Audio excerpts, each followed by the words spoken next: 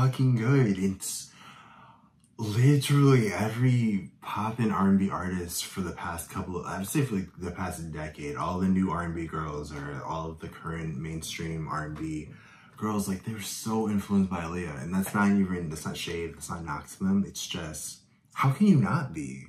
Like, this is what I would want to hear in 2020 from someone. What's good? It's Marcel J, curator of good vibes and good music, coming back at you with a new reaction. This is a viewer request. Is that what it was? A viewer recommendation. That's what I was gonna call them. Jay, shout out to you, Jay. He wanted me to react to Aaliyah, I Care For You. I love the song. I'm obviously a huge fan of Aaliyah. I've made a couple of videos, I think 2, maybe 3 reactions, and I love reacting to her songs. I'll continue doing it, but this one's gonna, I feel it. I know it's gonna be super emotional. It's like 3 a.m.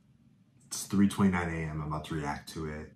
I don't want to do a long intro. If you know Aaliyah, you love Aaliyah. If you don't know her and you somehow are on this video, hopefully you'll listen to the song and you'll feel her emotions and become a fan. But let's get into it. Let's get into my feelings. I'm ready.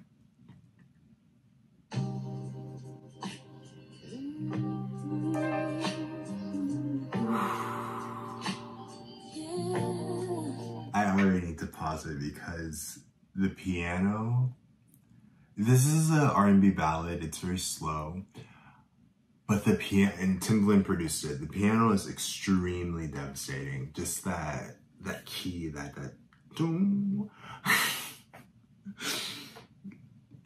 said that doom in the beginning, it's like, whoa. It pierces your heart, and you know, like, shit's about to be very down tempo. Because if you know Aaliyah, you know her music, it's always on the mid-tempo R&B vibe. It's in that range, but when she slows it down and it's really a ballad, it affects you even more. Oh, her voice.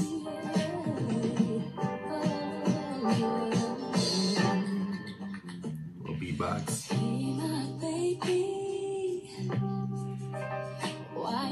So down. Seems like you need loving.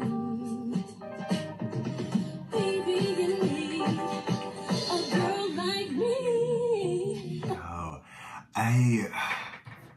it's interesting because it's weird thinking about Aaliyah past tense, like the 90s when she was huge, 90s and early 2000s. This came out in 2001 with her third final album, self-titled Aaliyah, and then officially got released as a single in 2002. But it's weird thinking about her voice because now it just feels like an R&B blueprint, like the R&B pop hybrid girls, like the Tinashes, the Normani's, Ryan Destiny, Justine Scott. I think all of them have been inspired and influenced by Aaliyah, and just the idea of how powerful your voice can be without it being like this opera type voice where you need to have all of this like crazy range and being able to belt loudly. Like with Aaliyah, it was never about how powerful her voice was in that aspect. It was more about the emotion she can generate with her voice. Like this song,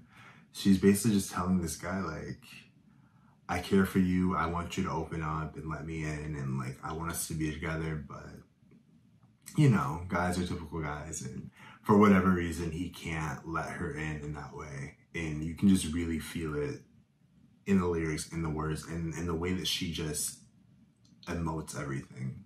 Oh, baby, tell me why you cry.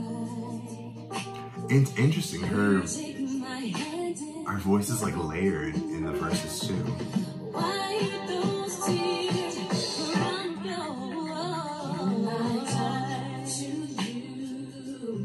Can I talk to you, comfort you? Oh, you know, just wanna let you know I care.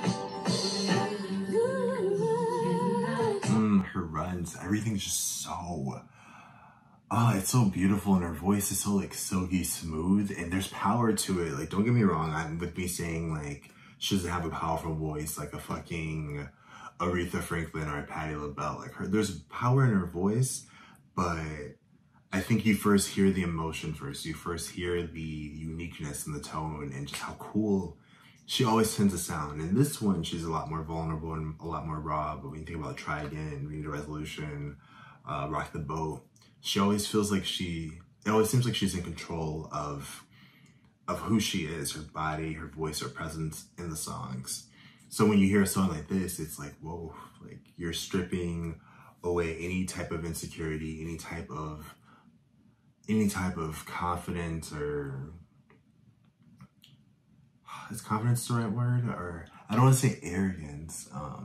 Any type of attitude. Like it's just you in your realist form trying to like let this guy open up to you.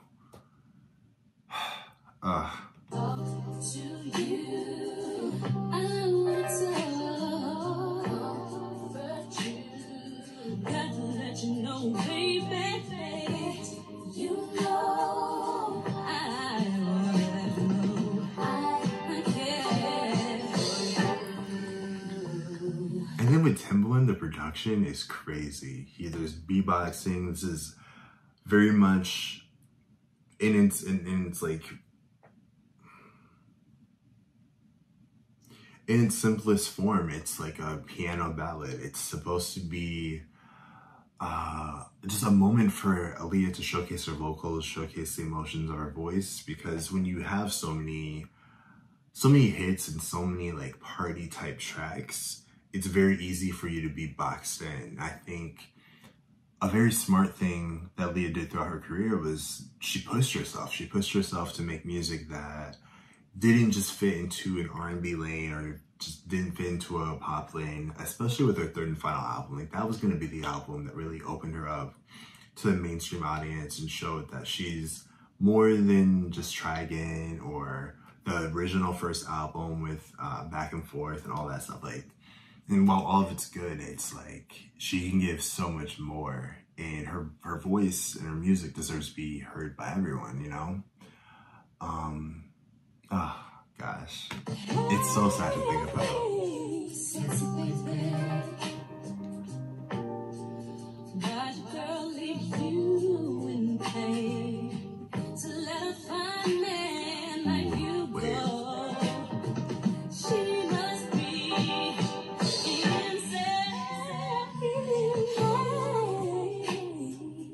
Sexy baby. And I like how the song, the production, the piano, the drums, all of it, it matches the intensity of Aaliyah's voice as it goes. Like it's a roller coaster. It ebbs and flows, and it just intensifies the whole impact of the song, especially when you're hearing it, when you haven't heard it for a while, when you've heard it for the first time, or you're hearing it when you're deep in your feelings. Like it impacts you so much deeper. There's no need to worry. Oh, if you call on me, I'll come in a hurry. Can I talk to you? The range. She has such a grasp on her voice, like the technicality of that. Being able to do a run that high, all the singers can't do that.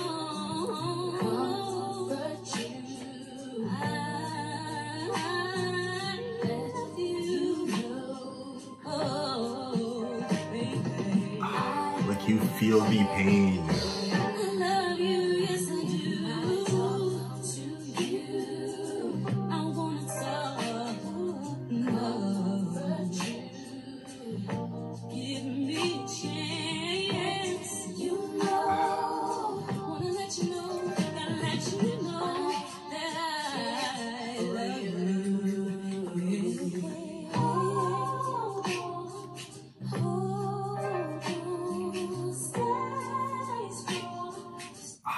So slow that like I personally feel like I'm kind of moving. I think I said that before in a different song, different reaction video, but when songs are this slow, my brain kind of goes in a slow motion feel of just like, wow, I'm really locked into the song. I'm locked into the moment. And if this was a real situation where I'm just trying to confess my love for someone and I'm trying to confess my love for someone and try to get them to open up to me and come to me, it feels kind of like, it makes it even more sad and more annoying almost, because it's like, I'm trying so hard, you're just not, it's not registering, you're not responding to it. It's kind of like singing to a wall. Stay strong for me, baby. For you.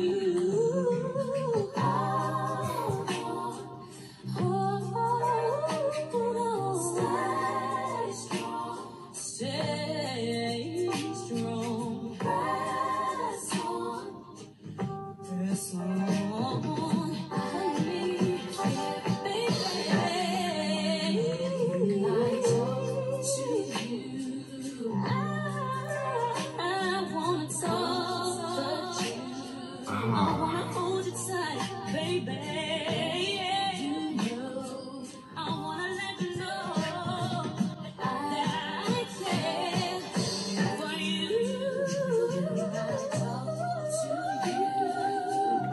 So fucking good. It's literally every pop and R&B artist for the past couple of, I'd say for like the past decade, all the new R&B girls or all of the current mainstream R&B girls, like they're so influenced by Aaliyah. And that's not shade, that's not knock to them. It's just, how can you not be?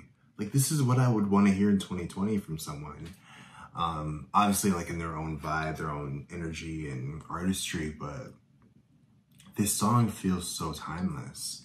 And even if you have like Timbaland's production, which it always feels innovative and fresh, but at the same time, like with songs like this or with him working with certain artists, it's very much in that era. Like this is very much early 2000s vibes in a way. But at the same time, like everything gets recycled, everything comes back in this level of just pure R&B balladry. It's come back in waves. Like I think about Daniel Caesar, I think about her, Kali Uchis. There's a lot of Raven. Her first name's Raven. I can't remember her last, but Night Song is one of her songs. I'll put her name on there because she deserves her praise. But there's so many artists who do R&B ballads well. But it takes something like a Timberland beat or something with a production that makes it modern and makes it interesting. Because you don't want like a stale, boring, like been there, done that type of R&B ballad.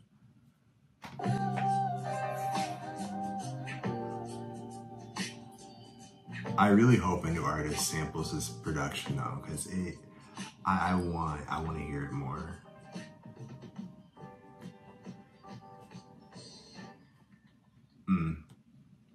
That was my reaction / kind of review to I Care For You. I love it. It's not on heavy rotation for me just because I don't want to like borderline cry every day, but it's amazing. It's a gem. The whole third album's amazing. If you haven't heard it, definitely give it a listen. It still sounds fresh as fuck for it being released in like 2001. So shout out to Aaliyah.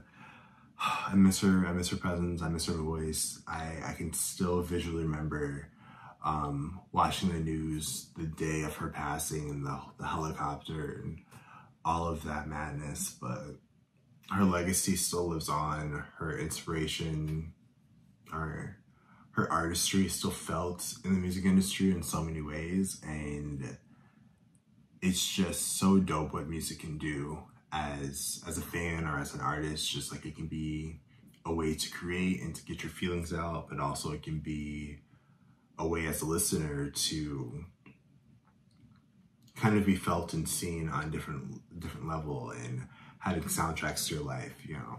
Music is great, I love it.